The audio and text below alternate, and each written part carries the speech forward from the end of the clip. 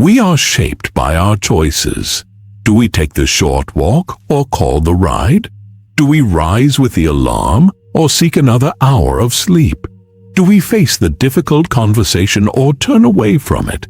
Each decision leaves a mark. Over time, these small moments form the structure of a life. The Stoics taught that a well-lived life is built on well-chosen actions. Freedom, strength, and wisdom do not arrive by chance. They emerge through deliberate practice, through choices that align with reason and principle. As Epictetus reminded his students, no great thing is created suddenly. Growth requires time, effort, and attention. This reflection asks a simple but decisive question. Who will you become? Will you drift or will you decide? Will you conform to ease or will you cultivate what is difficult but worthwhile? Will you spend your energy blaming or will you commit to building? Every chapter that follows is an exploration of choice, the choices that form character and the practices that strengthen a Stoic life. Chapter 1. The Foundation of Choice. For the Stoics, everything began with choice. They used the word prohairesis, the rational faculty that allows us to decide how we meet the world. According to Epictetus, this alone belongs fully to us. Our possessions, our bodies, our status, these remain vulnerable to chance. But the use of our mind, the freedom to choose our response, is ours alone. This realization changes everything. It is not your circumstances that define you, but how you stand in relation to them. This is the root of Stoic practice. In our own time, this means stepping out of automatic behavior.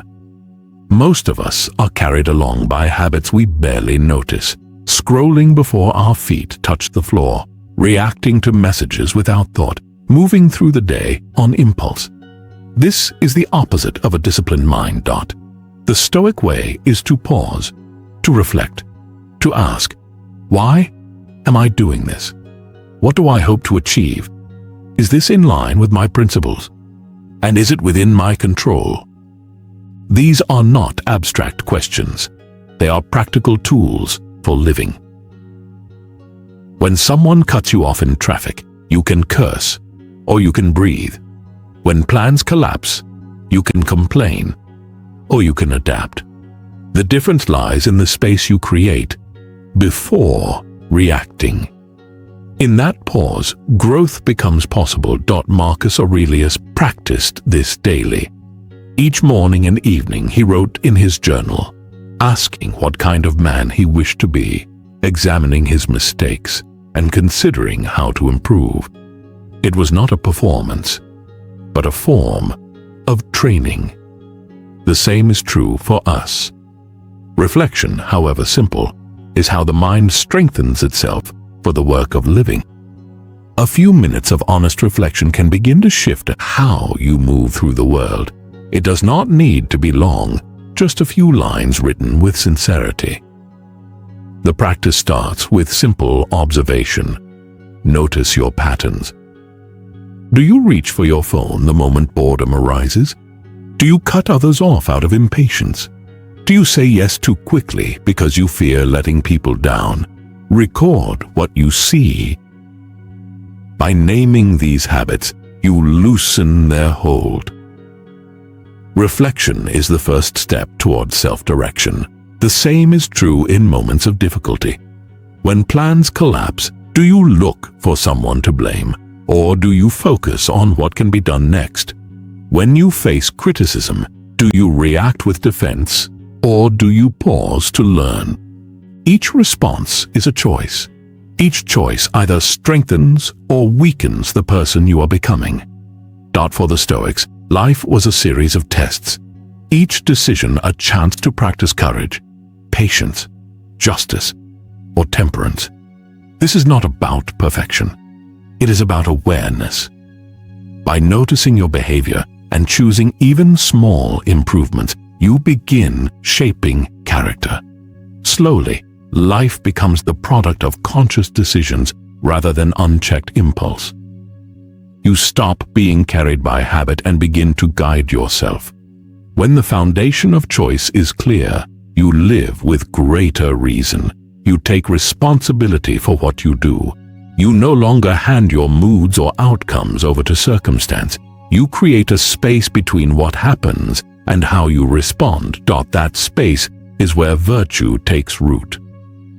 There you act with intention instead of reaction. You meet difficulty with discipline rather than agitation. Over time, this becomes your way of living, not an occasional effort, but a consistent practice. Chapter 2. The Discipline of Action. A Stoic is defined not only by thought, but by action. Principles gain weight only when they are lived. As Seneca wrote, "It is not that we have a short time to live, but that we waste much of it." Discipline is the art of aligning your will with your purpose. It is the daily choice to act with clarity rather than drift with impulse. To follow through on what you said you would do, not only when convenient, not only when inspired, but especially when it is difficult or dull. This is not punishment. It is respect for yourself. It is proof that you are capable of directing your own life. Each day, whether you recognize it or not, your actions are training you. When you delay a task for temporary ease, you strengthen avoidance. When you complete what you set out to do, even in discomfort, you strengthen resilience. With every choice, you are either sharpening your character or letting it grow dull. The process is cumulative.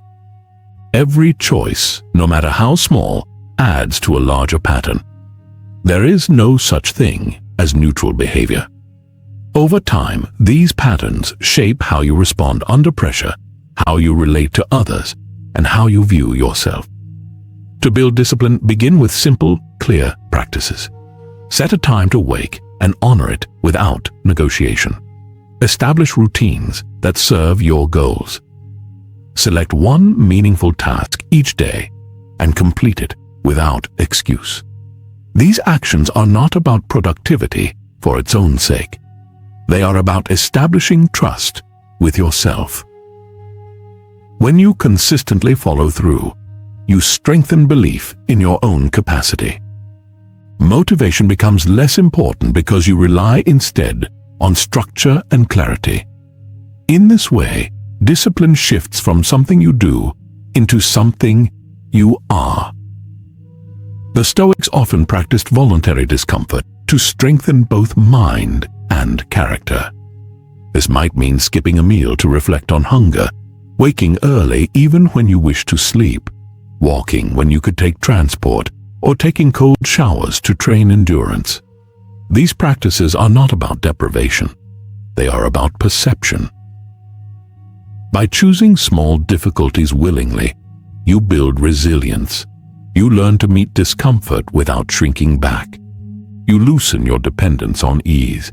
You begin to see that peace does not require luxury and progress does not depend on favorable conditions. Each exercise strengthens the will.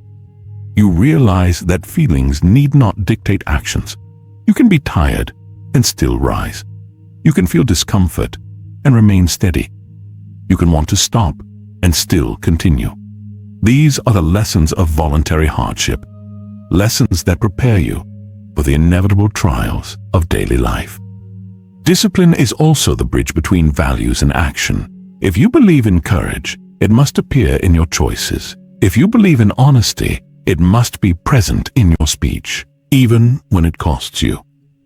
Without discipline, values remain untested. With discipline, they take form through lived behavior.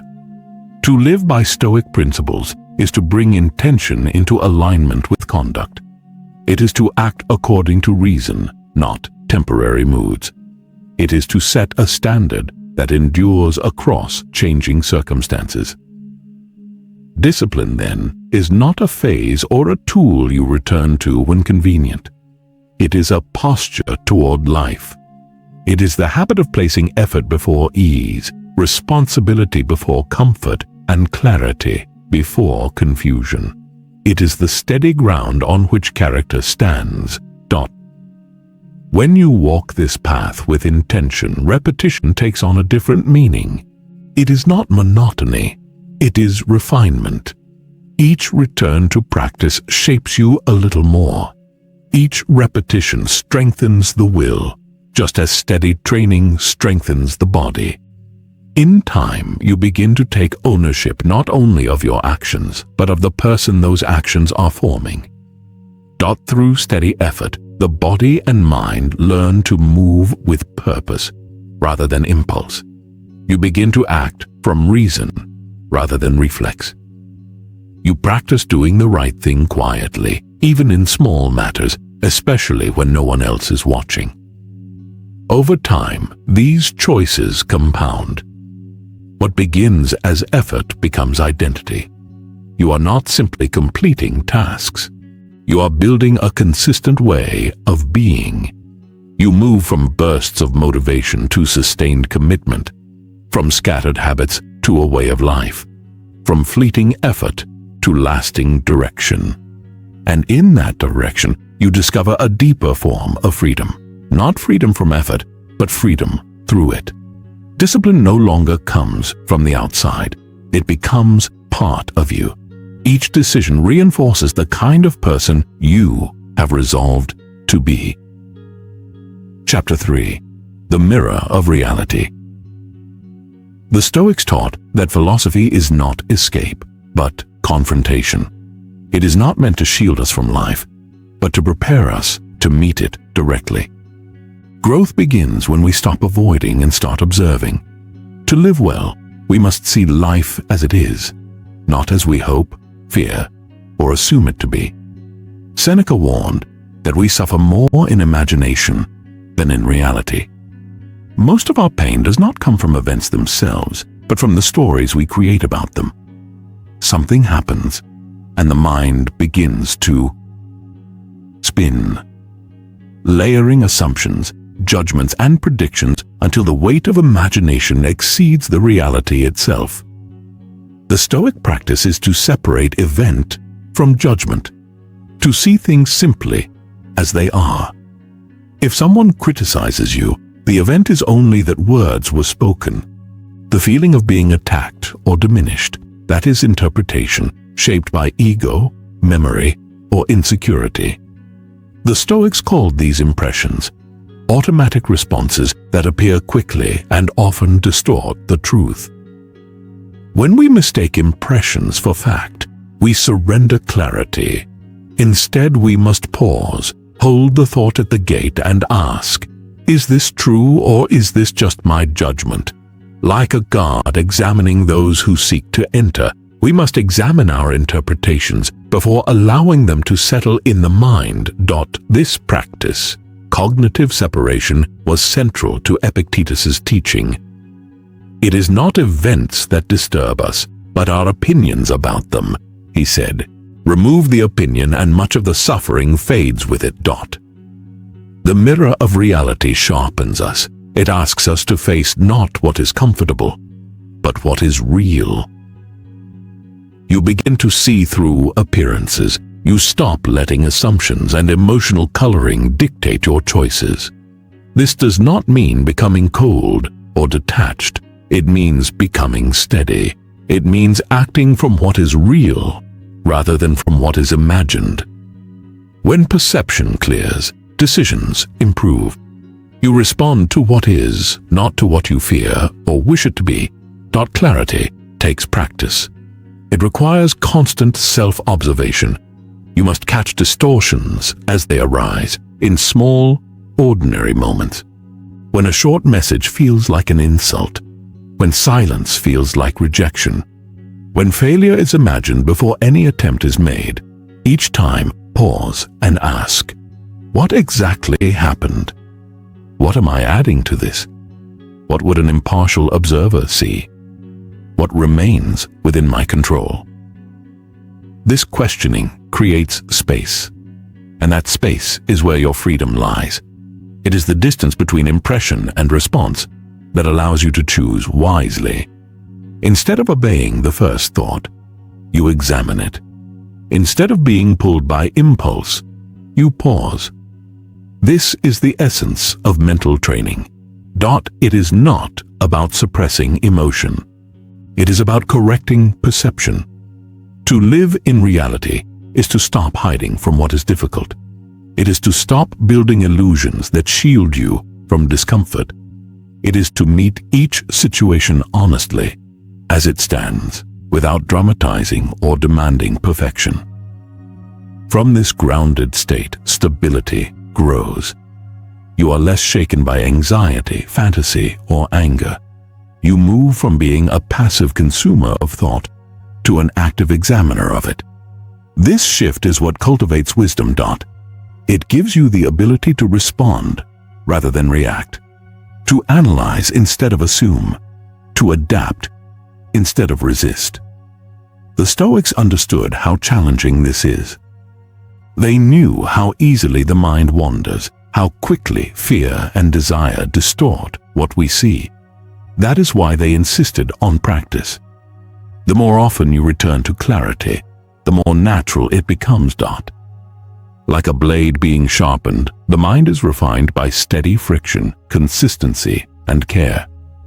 And as you live closer to reality, you begin to accept its texture, that some things are difficult, some people are unkind, and many outcomes remain beyond your control.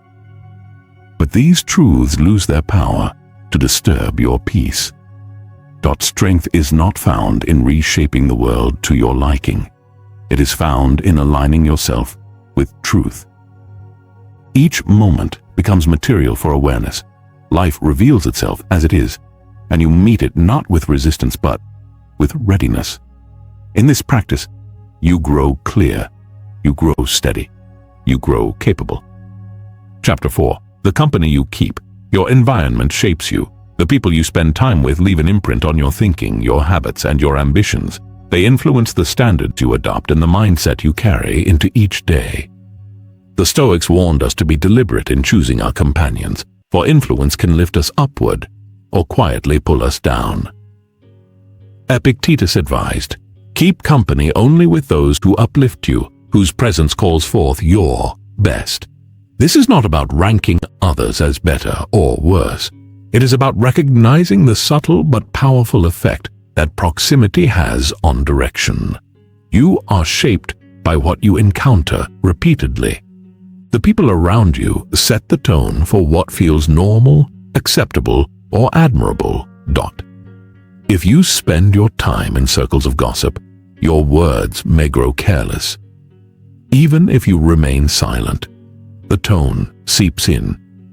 If you are surrounded by laziness, your standards may slowly soften until mediocrity feels sufficient. If you spend time among those who strive, their presence alone encourages you to rise, not through force, but through example. The standards of your environment either strengthen or weaken your own. That is why it is necessary to curate influences carefully, not only in your personal relationships, but in your professional world and in your digital life. Who do you spend time with? Whose voices fill your attention? What ideas do you invite into your mind each day? Influence is not limited to people. It includes the content you consume, the routines you follow, and the atmosphere you inhabit. Everything you allow in becomes part of your inner framework. What you consume quietly shapes what you become. Over time, repeated exposure leaves a lasting mark. If your environment is filled with blame, complaint, and avoidance, you will begin to mirror those patterns, even if only in small ways. If your environment reflects honesty, discipline, and clarity, you are more likely to embody those same traits. Influence is cumulative. By the time its effects are obvious, your standards may already be set. Seek out those who live with intention, those who are fair, thoughtful, steady, and kind. Spend time with people who challenge you without hostility, who encourage you by their example rather than by pressure. Avoid those who thrive on conflict or who remain trapped in cycles of negativity. Choose companions whose presence strengthens your clarity and direction. But company is not only external, it is also internal. The thoughts you entertain most often become your constant companions. They shape how you see yourself and how you move through the world. Ask yourself, are my thoughts supportive or destructive? Are they scattered or focused? Do they reflect my values, or do they echo old fears and doubts? The dialogue within shapes your posture toward life just as much as the voices around you. Managing your inner company is no less important than choosing your outer one. Both require care, and both determine the kind of person you become. It begins with noticing when your mind drifts toward judgment, anxiety, or despair. The task is not to deny those thoughts, but to redirect them with awareness. The Stoics practiced this daily, questioning impressions, testing them against reason, and replacing what was destructive with what was useful. You too must shape both your inner and outer environment to support the life you are building. Keep reminders around you of the person you are becoming. Maintain a space that is clean, simple, and purposeful. Reduce exposure to noise and distraction. Choose guides, whether in person, through books or recordings, whose lives reflect integrity and discipline. Let their example, even from a distance, help guide your own direction. Over time, this intentional way of living creates momentum. Your thoughts become clearer. You feel less drawn into drama. Your choices grow steadier. You begin to carry the quiet strength that comes from being supported by the right influences, both within and around you. And you recognize that your life is not an accident. It is the sum of what you allow into your mind and your world. Chapter 5. The Practice of Endurance.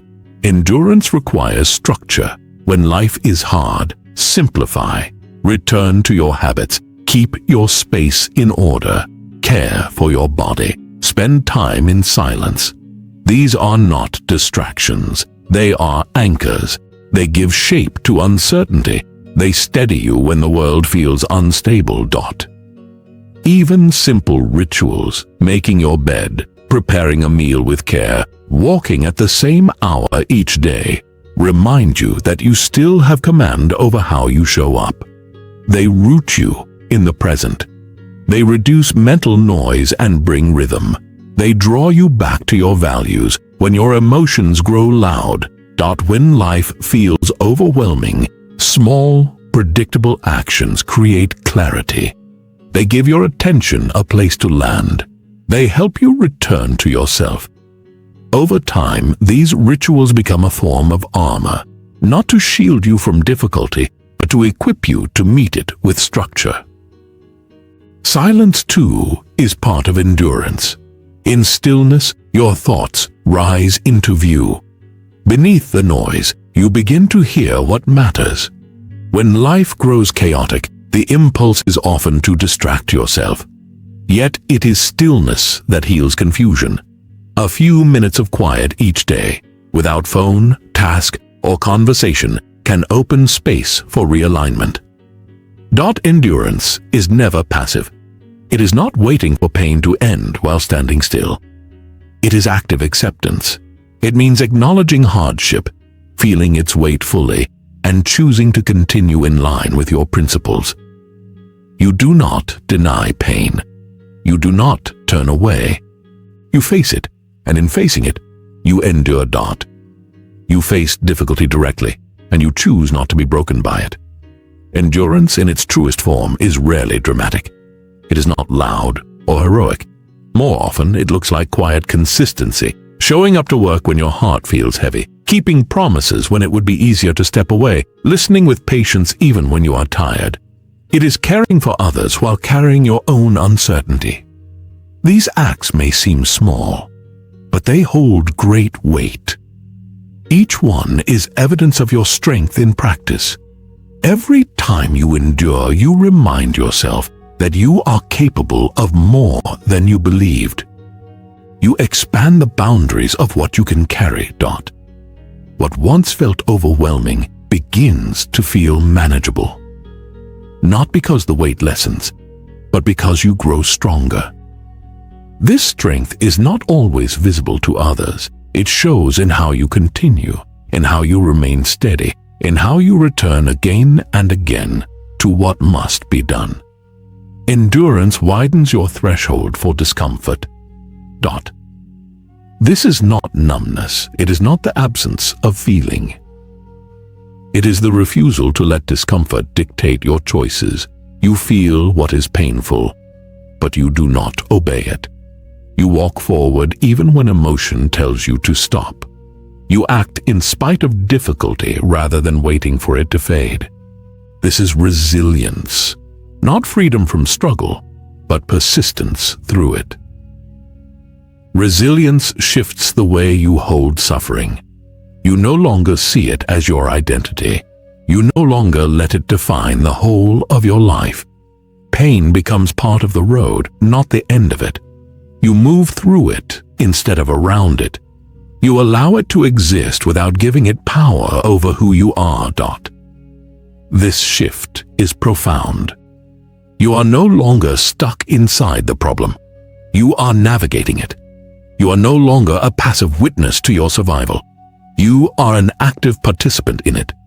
Resilience is built this way, not taught as a fixed trait, but as a choice made again and again. Over time, endurance becomes less effortful and more natural. It becomes part of your character. And this steadiness carries into daily life. The ordinary frustrations, traffic, delays, disagreements, uncertainty begin to meet the same calm strength you once reserved for larger trials. Your tolerance grows. Your ability to return to center improves. What once led to frustration or complaint becomes another chance to practice patience. Character is shaped in these small, repeated moments, not through rare bursts of inspiration, but through consistency. You become someone others can rely on because you first learned to rely on yourself. You are no longer defined by what happens to you. You are defined by how you meet it. This is the quiet strength of someone tested and unbroken. And in that strength, you learn that pain is not an enemy. It is part of life's instruction. It is not a sentence, but a signal. It brings lessons along with its discomfort. The Stoics never sought pain, but they did not run from it. They accepted it as a teacher, sometimes harsh, but always honest. Pain reveals your limits and gives you the chance to move beyond them. Endurance is how you learn its lessons without losing your way. It is how you hold to your principles when it would be easiest to abandon them. And it is how you remember, even in hardship, what truly matters. When life feels uncertain, when emotions rise and confusion sets in, endurance becomes a stabilizer. It shifts your focus away from what lies beyond your control and back to how you carry yourself through difficulty. You resist despair not because you are untouched by hardship, but because you are committed to staying the course. Meeting adversity with steadiness does more than help you endure. It changes you. You begin to see that what once felt like breaking points were in fact building points. Each trial becomes an opportunity to reaffirm your challenges. No longer feel like interruptions. They become part of the process that shapes you. Your clarity grows. Your stability deepens. You start to trust your own capacity to face discomfort and uncertainty. Each challenge forces a choice. Remain stagnant or step forward. And every time you step forward, you become stronger, more resilient, more grounded. This growth prepares you for what lies ahead. You cannot know the future, nor control the storms to come, but you can prepare yourself. You cultivate traits that endure pressure, habits that keep their form, and values that hold steady regardless of circumstance. Strength is not in predicting every outcome. It is in becoming the kind of person who can meet any outcome with calm and resolve. Endurance teaches you to remain adaptable, yet unshaken, flexible, yet grounded. You no longer react blindly. You respond with clarity. Strength ceases to be conditional. It becomes part of your nature. Chapter 6. The weight of responsibility. For the Stoics, freedom was not licensed to do whatever one wished. True freedom was found in accepting full responsibility for one's thoughts, choices, and actions. Responsibility is not a burden. It is the path to maturity. When you take ownership of your life, you take command of its direction. This means you no longer place blame on others for how you feel. You no longer hide behind excuses when things go wrong. You stop saying, "This made me angry," and begin to say, "I chose to respond with anger." That shift is the essence of control. Epictetus reminded us that we should concern ourselves only with what is within our power, and our judgments and actions are always within our power. Responsibility feels heavy because it leaves no room for helplessness. If you cannot shift the blame outward, you must look inward. Yet this is where real progress begins.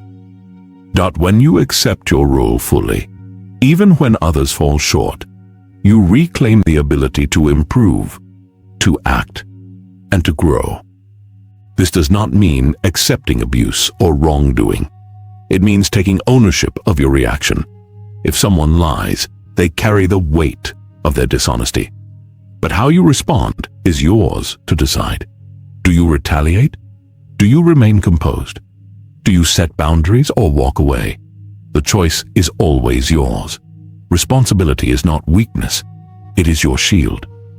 It begins with language.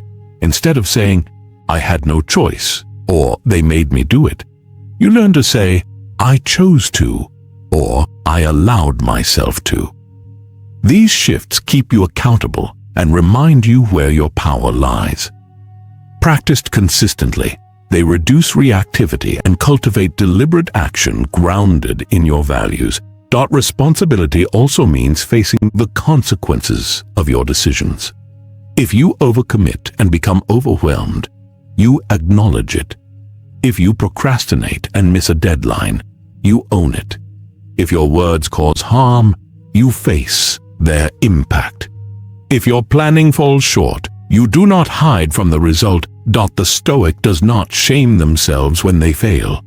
They do not sink into guilt or self-punishment. They reflect honestly and adjust with intention. Mistakes are not verdicts. They are feedback. They reveal what needs refinement. Ownership turns every shortcoming into material for growth. This practice builds maturity. It trains you to stand firm when things go wrong instead of retreating or pointing fingers. You begin to ask better questions. What part of this was within my control? What can I do differently next time? How can I use this to grow wiser? In this way, you remove helplessness from your identity. You stop running from reality and begin to take part in shaping it. Blame is easy and common. People blame traffic for lateness, distractions for inattention, or others for emotional outbursts.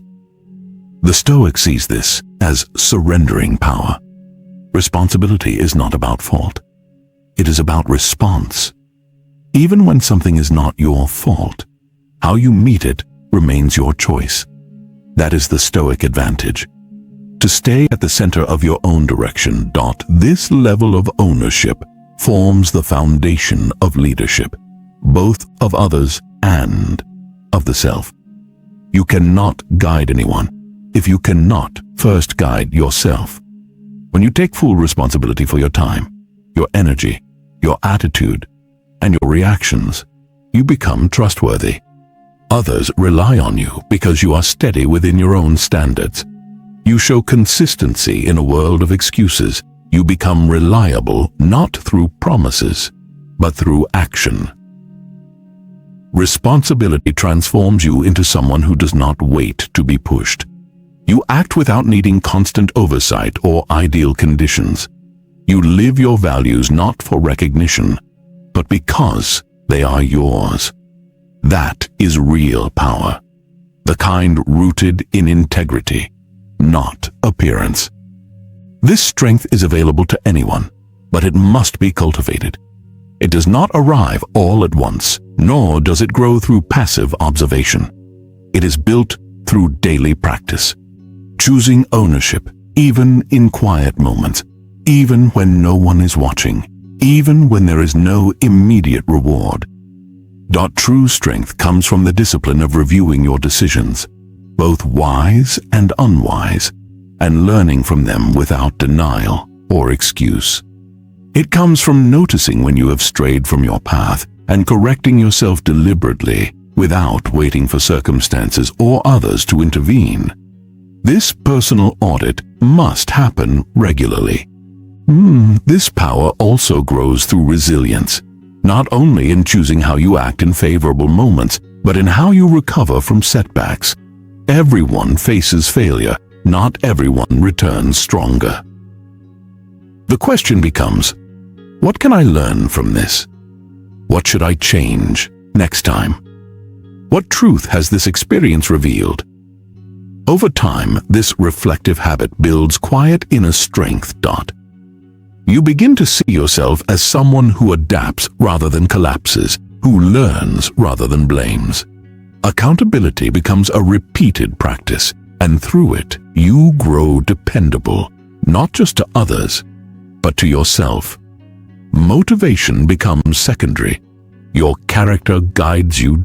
Through this steady cultivation, you become the kind of person capable of enduring and leading through anything. Your mind stays calm under pressure, your values remain firm, and your decisions reflect principle rather than impulse. Chapter 7. The courage to speak and act. Courage, to the Stoics, was not reserved for dramatic moments. It is found in the ordinary intersections of fear and duty. Speaking up when silence is easier, telling the truth when hiding would be safer, standing firm when pressure mounts.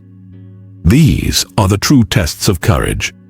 Seneca wrote that sometimes the bravest act is simply to remain consistent in one's principles. This courage requires preparation.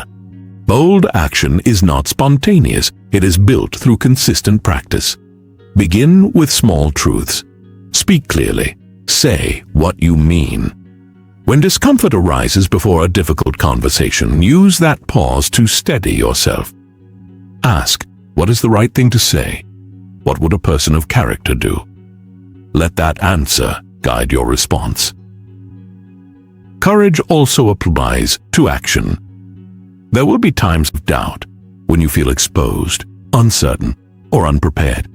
Moments when your ideas, work, or choices may be judged. These moments invite hesitation.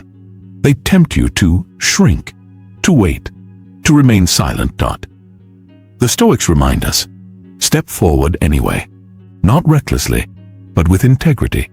Act in alignment with your values even when fear is present. Courage is not the absence of fear. It is movement in spite of it. It is choosing what is right over what is comfortable. It is the steady decision to honor your principles, even when your emotions plead for safety. This principle applies just as much to ambition. If you have a calling, a goal, a project, begin. Do not wait for certainty. Do not wait until you feel fully ready. The perfect moment rarely comes. Start where you are with what you already have. As the Stoics would say, stop waiting and start moving. Do what is in front of you. Let your work speak for your direction. You do not need guarantees before acting. You need commitment. You need the willingness to learn through doing. Even the smallest effort is more valuable than the grandest hesitation. Criticism will come. People may question your motives, your skill, your vision. Resistance will arise. You will face obstacles, delays, and doubt, both from others and from within yourself. The question remains, will fear dictate your next move, or will you act in alignment with your values? The Stoic answer is clear. Always the latter. For now, courage is not a single dramatic moment. It is a habit, formed through repeated, deliberate action. Each time you show up, even uncertain, you strengthen that habit. Each time you do what is difficult, you grow more capable. Strength accumulates over time. What once felt impossible becomes familiar. You increase your tolerance for discomfort. You expand your capacity for perseverance. To live with courage is to live without hiding. Courage does not remove risk. It does not demand that the path be safe. It asks only that you stop compromising your principles for comfort. Speak honestly, even if your voice shakes. Do the work, even if it might fail. Face discomfort because it is necessary for growth. Courage is not a heroic act. It is a practiced posture. It is readiness to be seen. It is willingness to act, even when withdrawal feels easier. The Stoic trains for this every day. Small, consistent choices accumulate over time. They choose integrity when shortcuts tempt them. They speak up in minor conflicts to prepare for greater ones. They confront small fears so that larger ones hold less power. They build tolerance for uncertainty by stepping forward without assurance, taking initiative despite the unknown. They practice saying the hard truth, not only when convenient, but when it is uncomfortable, vulnerable, or inconvenient. They learn to hold discomfort in conversation without losing clarity. They do not seek confrontation, but neither do they avoid it when it is necessary. This honesty becomes habitual. Each act of truth reinforces the practice of transparency. They engage in difficult situations not to prove themselves, but because their sense of purpose compels them to act. They become a source of steadiness for others, not through perfection, but through reliability. They cultivate a mind that meets pressure with calm observation, rather than fleeing from it. They ask, what needs to be done? What is the right action now? They do not react impulsively, and they do not crumble in uncertainty. They maintain this steadiness as a matter of training, because moments that require courage often arrive without warning. A decision appears. Speak or stay silent, act or hesitate, stand firm or retreat. There is rarely time to strategize once pressure hits. These moments often come disguised in the ordinary. A tense conversation at work, a moral disagreement with a friend, a risk long avoided. Each is a test. To meet it effectively, you must already be living in a way that supports composure and clarity. Strength is not built in the instant. It is stored through practice. That strength grows from countless small decisions made when no one is watching. It comes from staying true to your values in moments that seem insignificant. Every time you speak honestly, every time you act when it would be easier not to, you are preparing for the moments that matter most. Courage then becomes less a sudden performance and more a natural presence. It becomes the usual behavior of someone disciplined to act in alignment with reason. That strength is formed through a lifetime of choosing action over avoidance, honesty over silence, and principle over fear. It is reinforced by choosing clarity over approval and service over self-protection.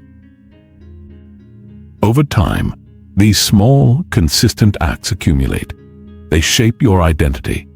When the true test arrives, you do not summon bravery.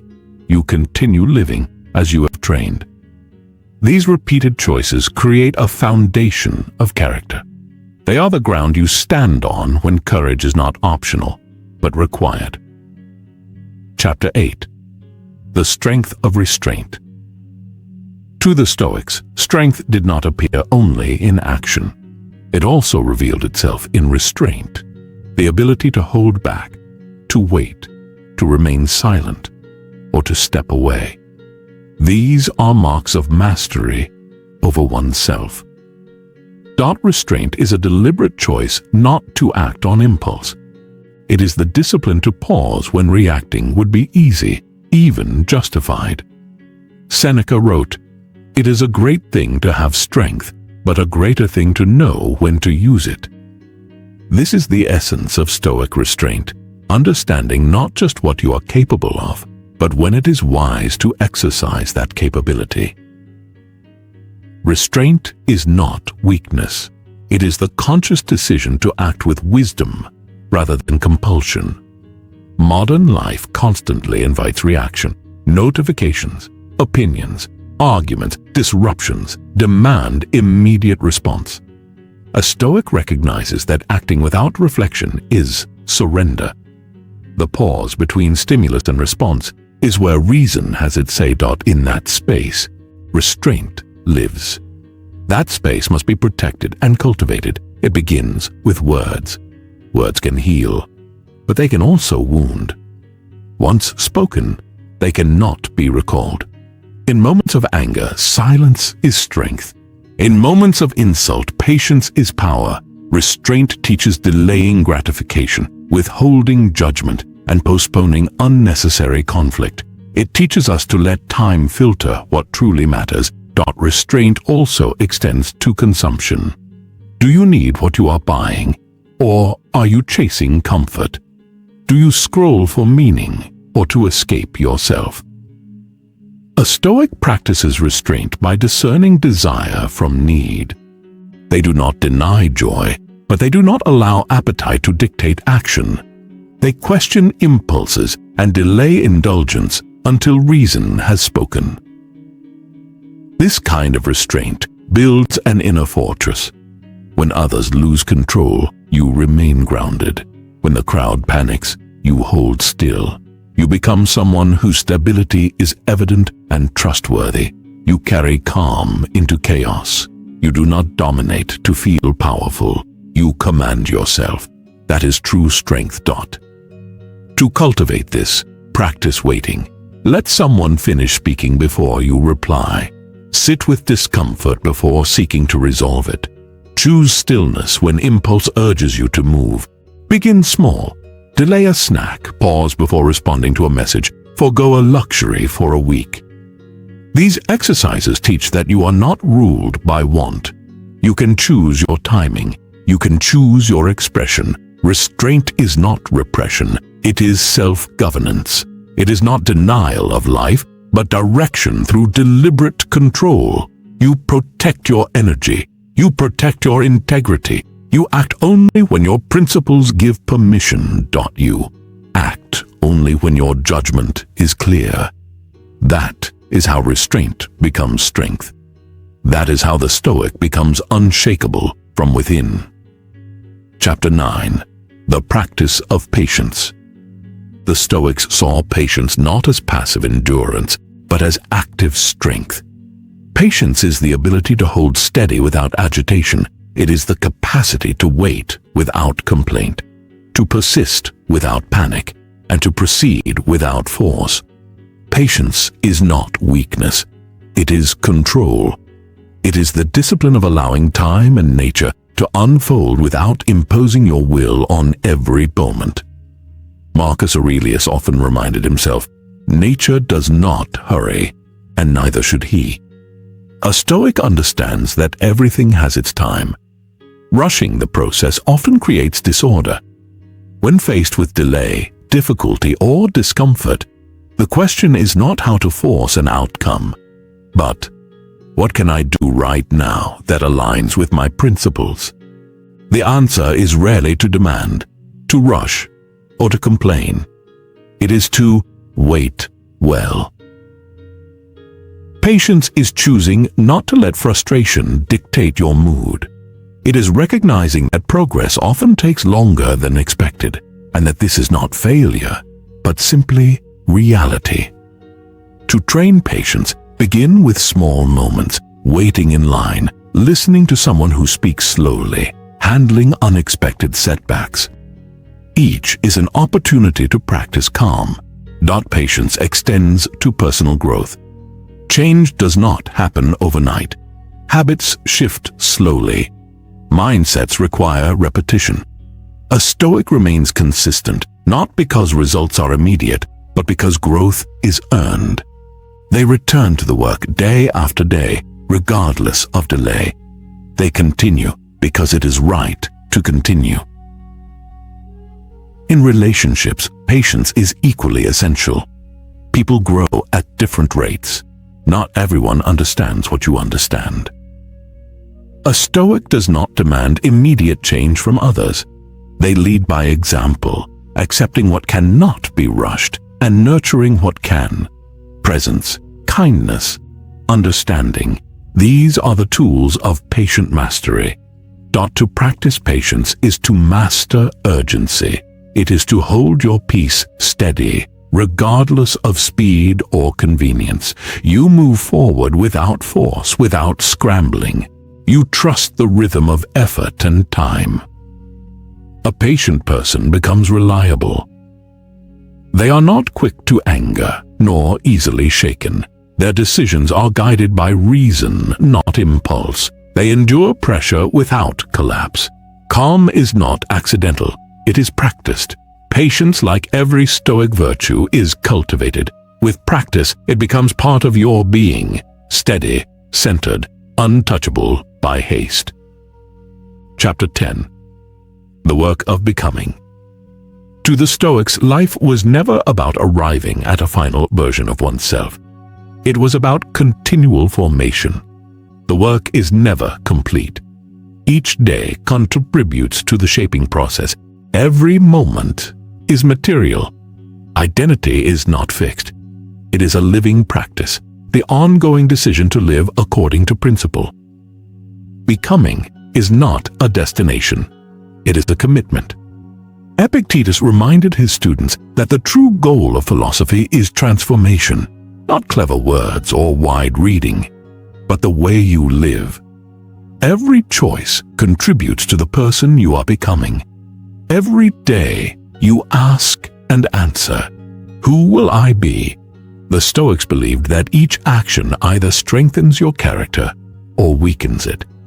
Life is the accumulation of these choices, shaping not only what you do, but who you are.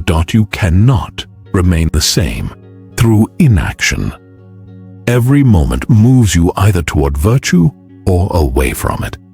This awareness calls not for anxiety, but for attention. You observe carefully what you allow into your mind, how you spend your time, and how you speak and act. Becoming is a daily effort. It is returning to your principles when you have drifted. It is correcting course when you stray. It is apologizing when you cause harm. It is forgiving when holding on becomes a weight.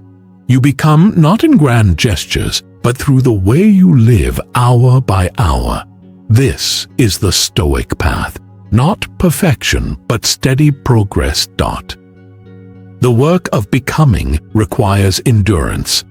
Some seasons feel stagnant, others feel chaotic. Growth is not always visible. Sometimes it is measured by the fact that you did not quit. Sometimes it is in the patience you exercised during failure. Sometimes it is in the silence you chose instead of anger. These unseen moments are as much part of the process as the visible ones. To live with the goal of becoming is to see each day as a training ground.